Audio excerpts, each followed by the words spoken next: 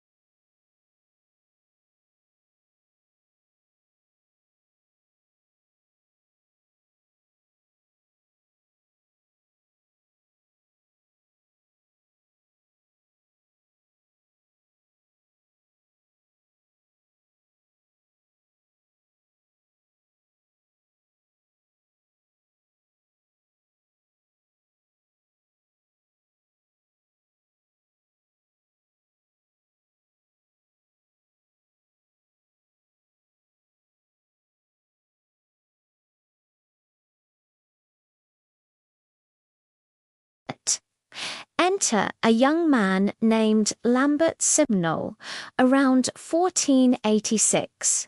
This boy, who was actually the son of a tradesman, was coached by a priest to impersonate one of the lost princes.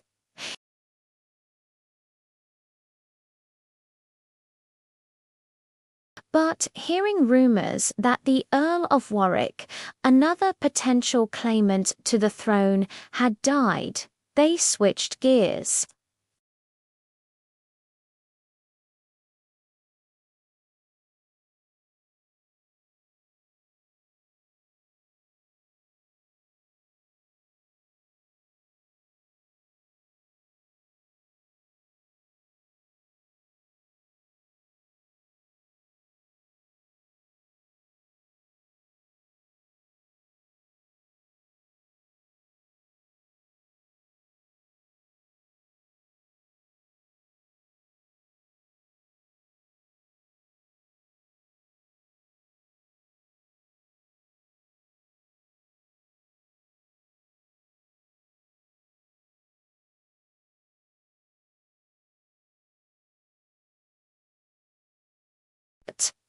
But King Henry was no fool.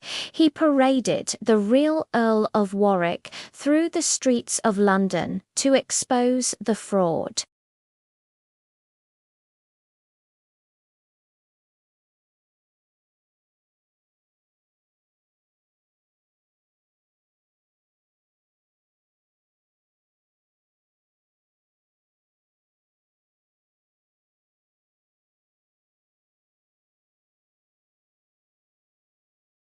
Simnel eventually worked his way up to become a royal falconer, from a fake king to a royal servant. Not the worst outcome, all things considered. But the ghost of the lost princes wasn't done haunting the Tudor throne. Just a few years later, a more charismatic and convincing pretender appeared.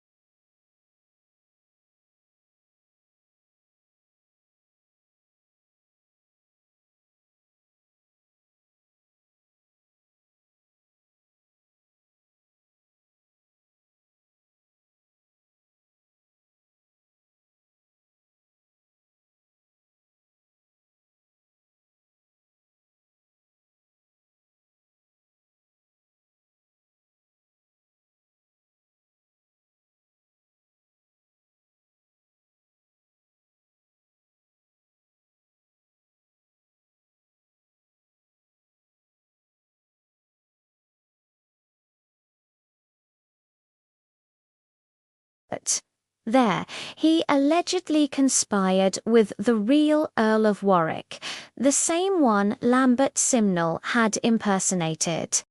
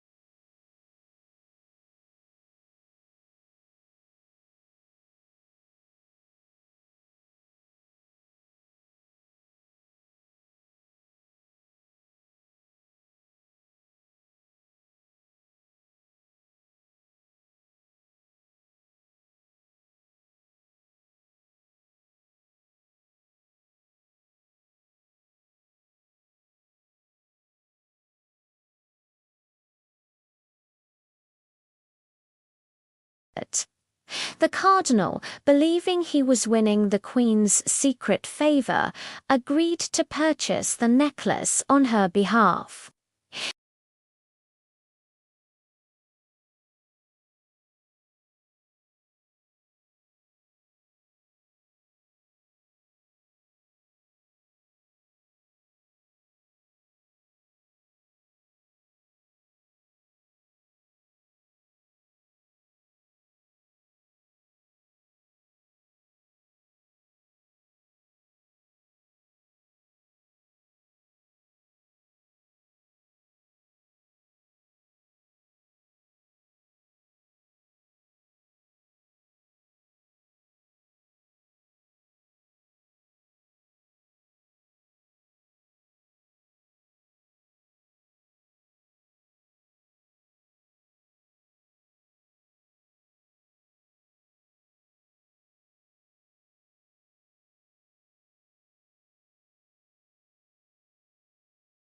Our final story takes us to the 20th century, and it's perhaps the most famous and heartbreaking of all. In 1918, during the Russian Revolution, Tsar Nicholas II, his wife Alexandra, and their 5 children were brutally executed by Bolshevik forces for years. However, rumors persisted that one of them had survived. Most often the youngest daughter, the Grand Duchess Anastasia. This hope gave rise to numerous women claiming to be the lost princess. The most convincing of them all was a woman who became known as Anna Anderson. She was pulled from a canal in Berlin in 1920 after a suicide attempt. In the hospital, she refused to identify herself. Another patient recognized her supposed resemblance to Anastasia, and the legend was born. Over the next several decades, Anna Anderson's life was a whirlwind of legal battles and public fascination. Some of the Romanovs' relatives and former servants who met her were utterly convinced she was Anastasia. They cited her knowledge of intimate court details, her physical resemblances, and her mannerisms. Others dismissed her as an obvious fraud, pointing out her inability to speak Russian and inconsistencies in her story. She fought a decades-long legal battle in Germany to be recognized as Anastasia and to claim a share of the Tsar's fortune, but she ultimately lost. She moved to the United States, married a history professor, and lived out her life clinging to her royal identity. The mystery was only solved after her death.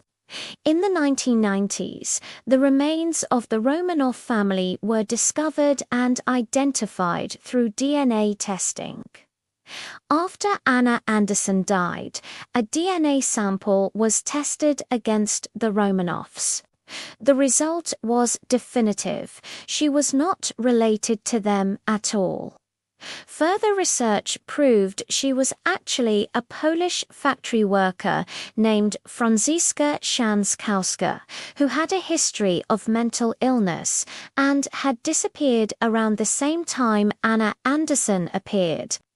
It was a sad end to a story that had captivated the world. Anna Anderson, or Franciszka, might have been a deliberate con artist, or she may have genuinely believed her own story, a victim of trauma and delusion. From Lambert Simnel's bizarre turn as a kitchen boy to Perkin Warbeck's tragic end. From Jean de Vauwer's kingdom-toppling scam to Anna Anderson's lifelong heartbreaking performance. These stories are more than just historical curiosities. They show us how much people are willing to believe in a fairy tale, especially during times of chaos and uncertainty. They reveal the power of a good story and the desperate human need for hope, for a lost prince or princess to return and make everything right. These pretenders might not have had royal blood, but they certainly made their mark on history. Thanks so much for watching. Which of these stories did you find the most fascinating? Let me know in the comments below. And if you enjoyed this journey into the world of royal imposters, be sure to hit that like button and subscribe for more deep dives into the strangest corners of history. See you next time.